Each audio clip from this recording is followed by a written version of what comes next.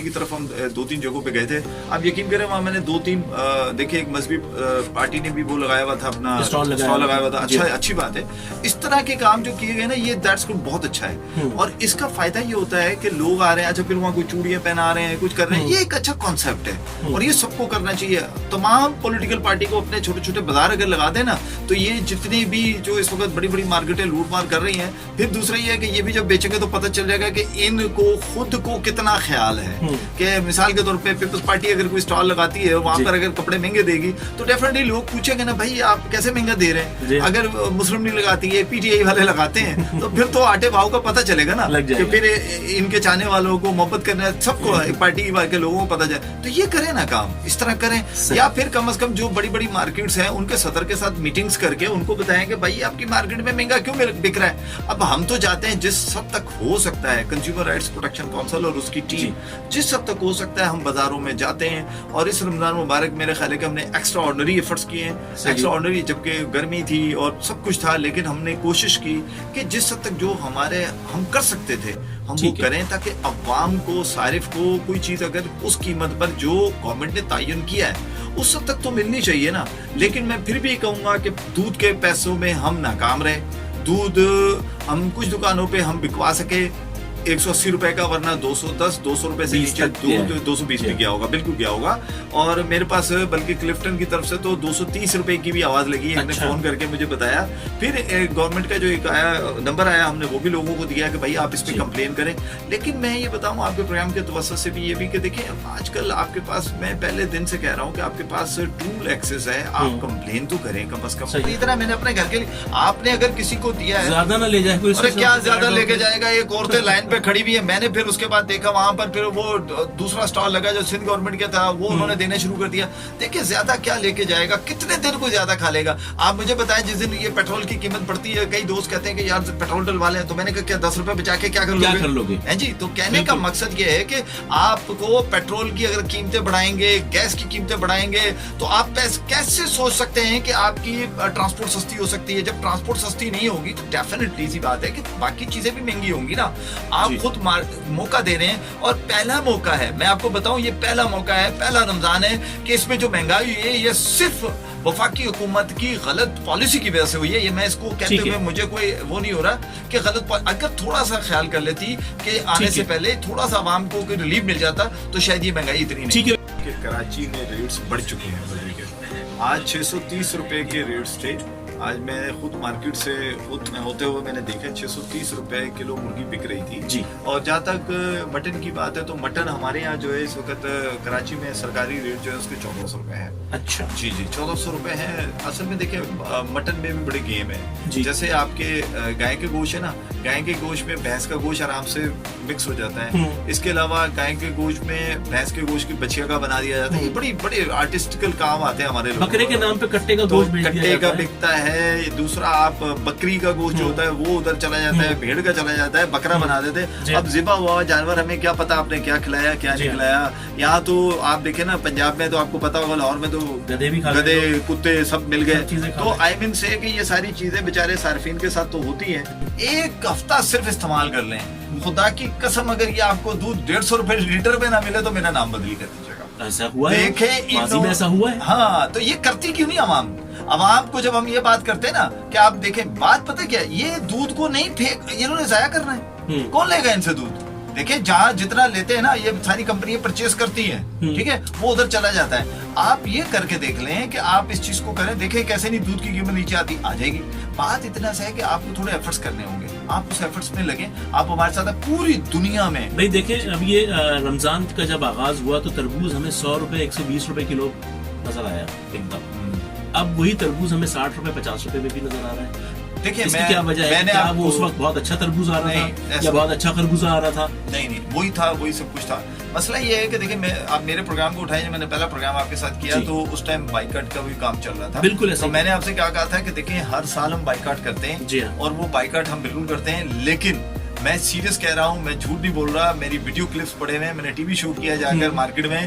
Fruit जो था वो बकौल फ्रूट वालों के कि इस दफा हमारा फ्रूट ज्यादा आ गया है बाइकाट में। आप इससे अंदाजा करें, मैं फ्रूट जबकि फेसबुक पे सोशल मीडिया पे जो तस्वीरें डल रही सब थी जगह तो बाइकआउट चल रहा था, तो वो फ्रूट खाया कहाँ जा रहा था, वो कौन था जो खरीद रहा था? मैं आपको एक अर्ज कर दूं कि जिन्होंने खाना होता है वो खा रहे थे, या मैं उनको भी जानता हूं कि जिन्होंने बाइकआउट की तस्वीरें डाली, जबकि उनका काम क्या है कि कैटरिंग का, तो वो उसकी कैटरिंग में तो जा रहे थे अपना क्या नाम है, फ्रूट चाट वगैरह उसमें जा रहा था। फिर आप फ्रूट में इस दफा खजूर बहुत महंगी थी, तो खजूर तो सबने खाई, तो फ्रूट है वो भी।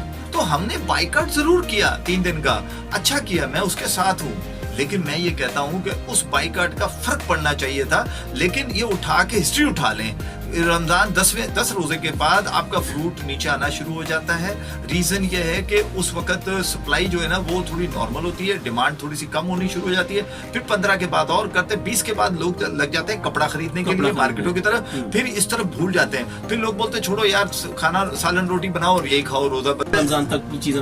वैसे मैं तो आपके प्रोग्राम से फायदा उठा के गवर्नर जनाब कामरान खान टसोरी साहब से गुजारिश करूंगा कि अब तो खैर वक्त गुजर गया है जहाँ वो उन्होंने उसका स्टॉल लगाए हुए थे, क्या नाम है, सब्जियों के, फ्रूट्स के, तो हाँ, तो वहाँ ये आखिरी एक हफ्ता वो लगाना चाहिए था इनको, ये सारा ही कपड़े का भी, जूतों का भी आइडिया दिया। लेकिन एक चीज मैं बता दूं कि वो भी वहाँ पर भी हमारे पास वो कंप्लेंट्स हैं कि जहाँ फ्रूट महंगा बिक रहा था वहाँ बाकायदा लोगों ने हमें कॉल भी की है, हमें बताया भी है। मेरा ये कहना है कि सारे काम आप जब ये सारी चीजें चलती हैं, आप उस बिजनेस कम्युनिटी को, उस ताजरों को साथ बिठा कर आप उस चीज को कंट्रोल करें कि आप इसे कैसे रोक सकते हैं, किस तरह आप इस चीज को, अगर इसको कंट्रोल नहीं करेंगे तो ये चीजें आपकी सही रेट पे नहीं बिकेंगी। लेकिन क्या हमें रिलीफ कौन देगा?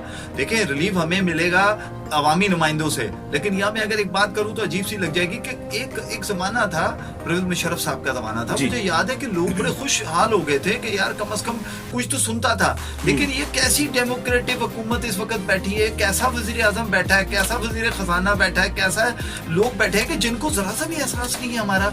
अब कौन एहसास करेगा? हमारे अगर अपने लोग जिनको हमने मुंतखब किया है, जिनको हमने वोट दिए, जो आज हमारे पर बैठे हुए हैं, हुकूमतें कर रहे हैं, इनको कोई जरा सा भी एहसास नहीं है। इनको सिर्फ एक ही एहसास है कि जनाब वाला कि हमने महंगाई करनी है। ओ भाई, ये तो सोच लो जो गरीब है उसका बेड़ा गर्क हो गया है। आप देखें, हमसे नीचे करेंसी होती थी इंडिया की एक जमाने में, हमसे नीचे करेंसी होती थी बांग्लादेश की, आज उनके देखो आप क्या पोजीशन है, हमारी करेंसी क्या है, डॉलर देखो हमारा कहाँ पहुंच गया है। तो हम तो मुझे ऐसा लगता है कि मुझे तो नहीं लगता कि अब ये रिवर्स होगी।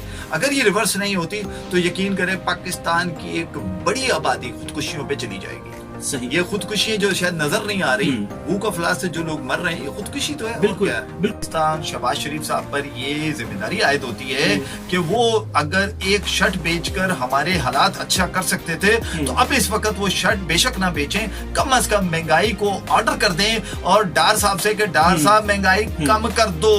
अवाम अब बहुत बुरे तरीके से रो पड़ी है। पाकिस्तान इस वक्त जितना जख्मी हुआ है सिर्फ महंगाई की वजह से, और इस महंगाई को कम करने वाले लोग जो हमारे पे आज बैठे हुए हुकूमत कर रहे हैं, उनको हम पे जरा सा भी तरस नहीं आ रहा। वो हम पे थोड़ा सा तरस खाएं, हमारी माओ बहनों पे तरस खाएं, हमारे पाकिस्तानियों पे तरस खाएं जो गुर्बत की नीचे लकीर से नीचे जिंदगी गुजार रहे हैं, जिनको पीने का पानी नहीं मिलता, जिनके घर में गैस नहीं आती, जिनके पास बिजली नहीं आती, जिनके पास किराया देने के पैसे, तमाम टैक्स दिए जा रहे हैं। टैक्स तो सर आप टैक्स तो आपको इनडायरेक्ट इतने सारे कि आप सोच नहीं सकते। आप जो ब्रांड की चीज खरीदते हैं उसके ऊपर टैक्स आप दे रहे होते हैं, फिर भी कहा जाता है कि फलां टैक्स लगेगा, ये टैक्स लगेगा, उधर का टैक्स लगेगा। माना कि आप ये कहते हैं कि लोग आज भी होटलों में बैठ के खाना खाते हैं बेइंतहा, वो जो खाते हैं जरा वो कैटेगरी तो देखे कौन सी है। आप मेरे साथ औरंगी टाउन, बल्दिया टाउन, कोरंगी, केमाड़ी, ली मार्केट और बहुत सारे मलीर के इलाकों में चले, मेरे साथ आप साउथ के अंदर चले, आपको मैं बता सकता हूँ डिस्ट्रिक्ट के अंदर रहने वालों की गुर्बत से बहुत बुरा हाल है। फ्रूट नहीं खरीद सकते थे वो, बहुत से ऐसे लोग हैं जिन्होंने फ्रूट नहीं खरीदा। मैं वही कह रहा हूँ, पुराने कपड़े उन इलाकों में बिकते हैं। क्यों बिकते हैं? क्योंकि वो बेचारे नहीं खरीद सकते, वो पुराने कपड़े खरीदते हैं। बताएं कि पहले गैस भी पूरे मिलती थी, गैस तो दवा की तरह मिल रही है ना, सुबह दोपहर शाम बस। सर वो दवा की तरह क्या मिल रही? मैं तो कह रहा हूँ वो दवाई भी ऐसी है कि जो पूरा अमल भी नहीं कर रही, असर भी नहीं कर रही। उसके साथ आपको एलपीजी लगाना पड़ रहा है। एलपीजी भी अगर खरीदे तो 300 रुपए किलो पे चला गया। फिर उसके बाद आप बिजली पे आ जाए, बिजली आपको पूरी नहीं मिलती, उसके बावजूद महंगी बिजली मिलती है। आपको अगर कपड़े की बात करें तो कपड़े अगर खरीदने जाए वो आपको महंगे मिल रहे हैं। आप खाने पीने के लिए, रोटी के लिए आटा खरीदने जाए वो आपको सस्ता नहीं मिल रहा। आप मुर्गी खरीदने जाए, मुर्गी सस्ती नहीं मिल रही। मुझे समझ में नहीं आ रहा कि कौन सी चीज सस्ती है। मौत भी महंगी हो चुकी है सर, मौत भी महंगी हो चुकी है। घुट के मरने से बेहतर है कि कम से कम हम रो कर तो मरे, ठीक है। बता कर तो मरे कि कम से कम देखो जी ये चीज महंगी क्यों बिक रही है। सही। ठीक है, हमें जहाँ पता होता है हम तो वहाँ पहुंच जाते हैं, लेकिन मेरा ये कहना है कि आप जब तक आप खुद नहीं उठेंगे, अपनी आवाज नहीं तब तक उठाएंगे, कुछ नहीं होगा। कुछ नहीं। जब उनको ज्यादा कहते तो उनके पास ये होता है कि ये भी काम हमारे पास है, ये भी काम, हम कौन कौन सा काम जी। करें। तो मैं ये कहता हूँ कि भाई ये सारे काम आपने लिए, तो सिंध गवर्नमेंट का ये एक डिपार्टमेंट है ब्यूरो सप्लाई एंड प्राइजेस, मैं समझता हूँ कि इनको एक्टिव करना चाहिए।